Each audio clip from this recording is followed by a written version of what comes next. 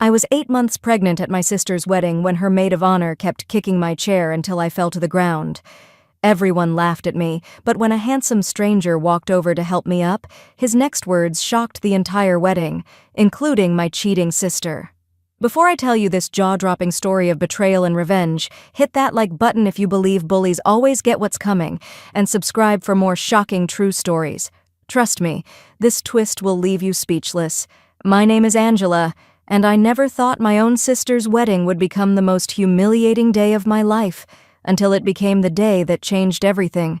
You see, being 8 months pregnant and struggling to make ends meet as a single mother-to-be wasn't exactly how I imagined my life would turn out. But sometimes life has a funny way of testing you before it blesses you.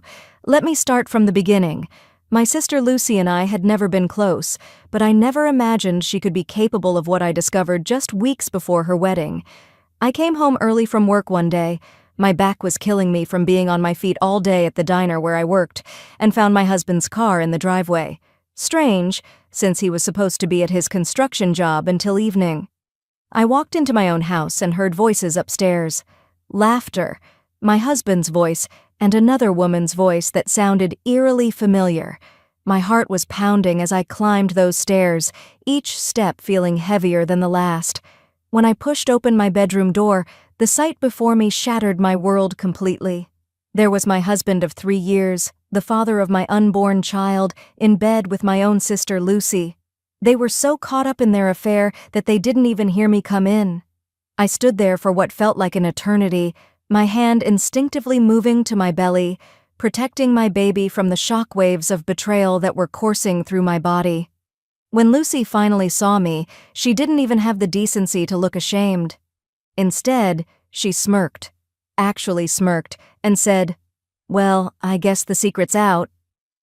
My husband scrambled to put his clothes on, mumbling pathetic excuses about how it just happened and how he never meant for me to find out this way. But Lucy? She just sat there completely naked and completely unashamed, like she owned the place. I confronted them both, demanded to know how long this had been going on. Turns out it had been happening for over a year. A year of lies, a year of coming home to a husband who was thinking about my sister while he kissed me goodnight, a year of family dinners where Lucy would hug me and ask about the pregnancy while secretly planning to destroy my marriage. But here's the part that broke me the most. When I threatened to tell everyone about their affair, Lucy laughed and said no one would believe me. She was getting married to a wealthy businessman in just 2 weeks, and she had her perfect life all planned out. Meanwhile, I was just her struggling sister who worked at a diner and could barely afford rent. My husband packed his bags that night and moved in with Lucy temporarily, claiming he needed space to think. Space to think. He'd already made his choice clear. I was alone, 8 months pregnant, with no income from his job and no family support. Lucy even had the audacity to continue planning her wedding as if nothing had happened. But my mother, bless her heart, forced me to attend the wedding anyway. "Family is family, Angela," she kept saying. "You need to be there for your sister's big day." She had no idea what Lucy had done to me, and I didn't have the heart to destroy my mother's happiness by telling her the truth. So there I was, standing in front of my closet the morning of the wedding, trying to find something decent to wear. Everything was either too small because of my pregnancy or too old and worn out. I finally settled on a simple navy dress that I'd bought on clearance months ago. It wasn't elegant, it wasn't expensive, but it was all I had. The wedding was being held at the exclusive Riverside Country Club, the kind of place where the parking attendant probably made more money than I did. Lucy had spared no expense, which wasn't surprising since her fiancé came from old money. As I pulled up in my beat-up Honda, surrounded by BMWs and Mercedes, I felt completely out of place. Walking into that venue was like entering a different world. Crystal chandeliers hung from vaulted ceilings, fresh flowers decorated every surface, and guests mingled in designer outfits that probably cost more than my monthly rent. I tried to hold my head high and find my seat, which I knew would be in the back somewhere. That's when I met Stephanie, Lucy's maid of honor. Stephanie was everything I wasn't: tall, blonde, perfectly manicured, and wearing a dress that probably cost more than my car. She took one look at me, and her face twisted into a sneer that she didn't even try to hide. "Oh, you must be the sister," she said, her voice dripping with disdain. "Lucy mentioned you might show up." The way she said it made it clear that Lucy had told her all about me, probably painted me as some pathetic charity case who couldn't even afford proper wedding attire. Stephanie looked me up and down, her eyes lingering on my simple dress and scuffed shoes. "Well, I suppose we should find you a seat somewhere appropriate." She led me to the very back corner of the ceremony area, where a single chair sat slightly apart from all the others. The chair looked old and wobbly, nothing like the elegant white chairs where everyone else would be sitting. As I lowered myself carefully onto that chair, I immediately noticed it wasn't stable. It rocked back and forth with even the slightest movement, and I had to grip the sides to keep from falling. I looked around to see if there was another seat available, but the venue was packed, and this was clearly where I was meant to sit. The ceremony began, and I tried my best to blend into the background. Lucy looked absolutely stunning in her designer wedding dress, every inch the perfect bride she'd always dreamed of being. As I watched her walk down the aisle, I couldn't help but think about how she was getting everything she'd ever wanted. The rich husband, the perfect wedding, the fairy tale life, while I sat alone in the back, pregnant with a child whose father had abandoned us for her. But then Stephanie started her cruel game. It began subtly during the opening remarks. She was standing at the altar as maid of honor, but during quiet moments, she would glance back at me with this evil little smile.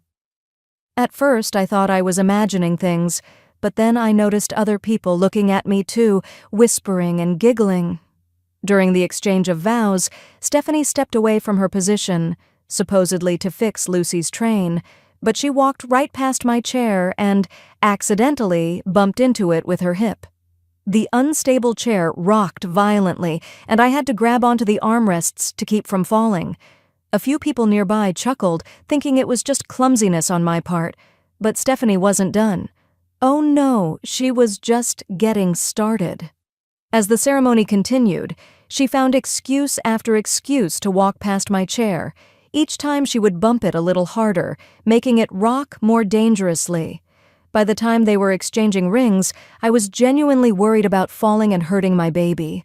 I tried to catch her eye, to give her a look that would let her know I understood what she was doing and wanted her to stop. But when our eyes met, she just smiled wider, like she was enjoying every second of my discomfort. This wasn't accidental. This was deliberate, calculated cruelty.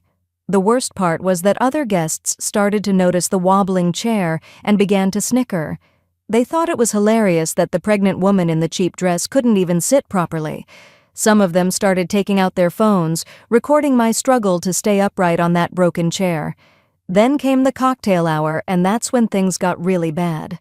Stephanie gathered a group of Lucy's friends, all perfectly groomed, wealthy young women who looked at me like I was something they'd scrape off their designer shoes. They formed a little circle around my chair, pretending to have casual conversation while taking turns, accidentally kicking or bumping into my seat. "Oops, sorry," one of them would say with fake sweetness after sending my chair rocking. "I didn't see you there." Then they would giggle among themselves like it was the funniest joke in the world. I begged them to stop, explaining that I was 8 months pregnant and worried about falling, but that just seemed to encourage them more. "Oh, come on, it's just a little fun," Stephanie said, loud enough for other guests to hear. "Don't be such a drama queen." She made it sound like I was overreacting, like I was the problem for not being able to take a joke. Other guests started gathering around to see what was happening, and suddenly I was the center of unwanted attention.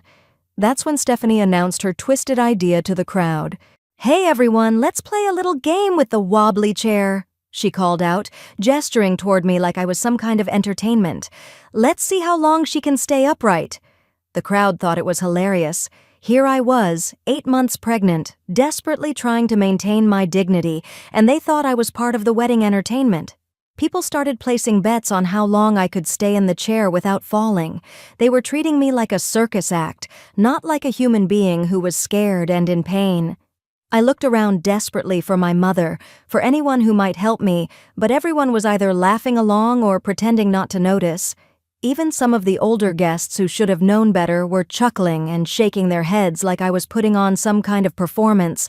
But the absolute worst moment came during the toasts. Everyone had gathered around with their champagne glasses raised, and the best man was giving a beautiful speech about love and commitment. I was trying to stay as still as possible, just praying that the ceremony would end soon so I could go home and cry in private. That's when Stephanie positioned herself directly behind my chair. I could feel her presence, could sense the malicious energy radiating from her. The best man reached the climactic moment of his speech, everyone's attention focused on the happy couple, glasses raised in celebration, and that's when Stephanie struck with full force. She kicked my chair with everything she had, sending it toppling backward. I fell hard, my pregnant belly exposed as I crashed to the ground. My water glass flew from my hands, soaking my dress and creating a puddle around me. The sound of the chair hitting the ground echoed through the silence that followed the toast. For a moment, the entire wedding fell silent. Then, like a dam bursting, the laughter erupted.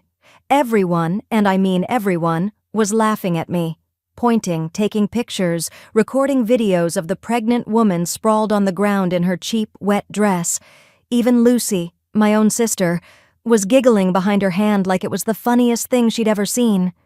I lay there on the cold ground, my back aching, my belly exposed, feeling more humiliated than I'd ever felt in my entire life. No one moved to help me, no one asked if I was okay. They were all too busy laughing and filming my misery to show any basic human decency. I started to cry. Not just from the physical pain, but from the complete and utter degradation of it all. Here I was, betrayed by my husband, abandoned by my family, and now publicly humiliated by a room full of strangers who saw me as nothing more than entertainment. I tried to get up on my own, but my belly made it difficult, and every time I struggled, the laughter got louder. That's when I saw the shoes. Expensive leather dress shoes stepped into my line of vision, and I looked up to see a man kneeling down beside me. He was handsome, devastatingly so, with dark hair and kind eyes that looked genuinely concerned. He was wearing an impeccably tailored suit that probably cost more than I made in 6 months, but there was something warm and approachable about him. "Are you okay?" he asked softly, his voice cutting through the laughter like a knife. "Here, let me help you up." He extended his hand to me with such gentleness that I almost started crying again, but this time from gratitude rather than humiliation. As he helped me to my feet, I noticed how the crowd's laughter began to die down. There was something about this man's presence that commanded respect, even from Stephanie and her cruel friends. He steadied me carefully, making sure I wasn't hurt before turning his attention to the crowd. "I'm Nathan Pierce," he said in a clear, authoritative voice that carried across the entire venue. I watched as Lucy's fiancé went completely white at the mention of that name. Other guests began murmuring among themselves, and I could see recognition dawning on their faces. Nathan Pierce. Even I had heard that name before. He was one of the wealthiest businessmen in the state, known for his real estate empire and philanthropic work. What was he doing at Lucy's wedding? And why did everyone suddenly look so terrified? But Nathan wasn't done. He helped me over to a proper chair, a stable one, and made sure I was comfortable before turning back to address the crowd. The laughter had completely stopped now, replaced by an uncomfortable silence that seemed to stretch on forever. "I've been watching this entire spectacle with great interest," Nathan continued, his voice calm but carrying an unmistakable edge of authority. "What I've witnessed today is not just cruelty, it's criminal harassment of a pregnant woman, and I have it all documented." He pulled out his phone and held it up, showing that he had been recording everything. The color drained from Stephanie's face as she realized that her moment of cruel triumph had been captured for posterity. But then Nathan said something that made my blood run cold and sent shockwaves through the entire wedding party. "You see, I've been watching Lucy very carefully for the past several months. I know all about her affair with Angela's husband. I know about their plans to steal Angela's inheritance, and I know exactly why I'm here today." The silence that followed was deafening. Lucy's face went from radiant bride to terrified woman in seconds. Her new husband stared at her with confusion and growing horror as the pieces began to fall into place. Nathan continued, his voice never wavering. "Angela, your father was my business partner and dear friend. Before he died, he set up a trust fund for you, a substantial one. Your sister has been intercepting the communications and stealing your inheritance for years, using that money to fund her lifestyle while you struggled to survive." I felt like the ground was falling out from under me. My father had died when I was young, and I'd always been told there was no money, no inheritance, nothing left for me. But Lucy had been living off my money this entire time? While I worked double shifts at the diner and worried about how I'd afford diapers for my baby? The crowd was in complete chaos now. Lucy's new husband was demanding explanations, guests were murmuring and pointing, and Stephanie looked like she wanted to disappear into the ground. But Nathan wasn't finished delivering justice. "Furthermore," he continued, "I've been documenting the systematic harassment and assault that took place here today. Deliberately causing a pregnant woman to fall could be considered assault, and I have multiple witnesses and video evidence." Stephanie tried to stammer out some excuse, claiming it was all just harmless fun, but Nathan cut her off with a look that could freeze fire. "There's nothing harmless about what you did.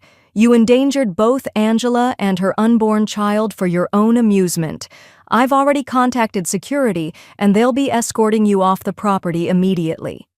As if on cue, 2 security guards appeared at Stephanie's side. She looked around desperately for support, but even her friends had abandoned her, not wanting to be associated with someone who had just been publicly exposed and humiliated by one of the most powerful men in the state. But the biggest shock was yet to come. Nathan turned to Lucy, who was now openly crying and trying to hide behind her wedding dress. "As for you, Lucy, your fraud has been reported to the authorities. The inheritance you've been stealing will be returned to its rightful owner, with interest. Your husband's company, which happens to be one of my subsidiaries, will be conducting a thorough review of this situation." Lucy's new husband looked at her with disgust and disbelief. "Is this true? Have you been lying to me this entire time?" When Lucy couldn't answer, just stood there crying and shaking, he pulled off his wedding ring and threw it at her feet. "This marriage is over before it started," he announced to the crowd. "I won't be associated with a thief and a liar." He stormed out of the venue, leaving Lucy standing alone in her expensive wedding dress, completely ruined. The crowd began to disperse, the party atmosphere completely destroyed. Guests were whispering among themselves, some looking ashamed of how they had participated in my humiliation, others just eager to escape the dramatic scene. Nathan turned back to me with that same gentle expression he'd shown when he first helped me up. "Angela, I've been trying to find you for months to inform you about your inheritance. Your sister has been very clever at hiding your whereabouts and intercepting communications. But when I heard she was getting married, I knew this would be my chance to finally make things right." I was still in shock, trying to process everything that had just happened. "My father really left me money?" "More than money," Nathan smiled. "He left you a fortune, enough to ensure that you and your child will never have to worry about financial security again. He loved you very much, Angela, and he wanted to make sure you were taken care of." As we talked, I noticed that many of the wedding guests were approaching me, the same people who had been laughing at me just minutes before. Now they were apologizing, looking ashamed, trying to make excuses for their behavior. It was amazing how quickly their tune changed once they realized who I really was. But I wasn't interested in their apologies. These people had shown me their true character when they thought I was powerless and vulnerable. Nathan seemed to sense my feelings because he gently guided me away from the crowd. "There's something else," he said as we walked toward the exit. "I'm looking for someone to help manage my charitable foundation, someone who understands what it's like to struggle, what it's like to be overlooked and underestimated, someone with real character who won't be corrupted by power. Would you be interested?" I looked back at the chaos of the destroyed wedding. Lucy sobbing in her ruined dress, Stephanie being escorted out by security, guests standing around in uncomfortable silence. Then I looked at Nathan, this kind stranger who had appeared like a guardian angel in my darkest moment. "I think I'd like that very much," I said. 6 months later, I gave birth to a healthy baby girl. Nathan was there at the hospital, not as a romantic interest, but as the closest thing to family I had left. He'd become like a protective older brother, helping me navigate my new life as a wealthy woman and teaching me how to use my inheritance to help others. The charity work turned out to be my calling. I was able to help other women who found themselves in situations like mine, abandoned, pregnant, struggling to survive. We provided financial assistance, job training, and emotional support. It felt good to turn my pain into purpose, to help others avoid the humiliation and desperation I had experienced. Lucy tried to contact me several times, begging for forgiveness and financial help. Apparently, her husband's family had completely cut her off after the wedding scandal, and she was facing serious legal consequences for the inheritance theft. But I wasn't interested in reconciliation. Some betrayals are too deep to forgive, and I had learned that blood doesn't always make someone family. As for Stephanie, she became something of a social pariah after videos of her cruelty went viral online. Nathan had made sure the footage was shared with all the right people, and her reputation was destroyed. She lost her job, her social standing, and most of her friends. It turns out that people don't like associating with someone who would attack a pregnant woman for entertainment. My ex-husband tried to come crawling back when he heard about my newfound wealth, claiming he'd made a mistake and wanted to be part of his child's life. But I had learned my worth, and I wasn't about to let him back in just because I was no longer the struggling woman he'd abandoned. Looking back on that terrible day at the wedding, I realize it was actually the best thing that could have happened to me. Yes, it was humiliating and painful, but it also revealed everyone's true character, including my own. I learned that I was stronger than I'd ever imagined, that I could survive betrayal and humiliation and come out better on the other side. More importantly, it brought Nathan into my life, and through him I discovered my true calling. Sometimes the worst moments of our lives are actually doorways to our greatest blessings.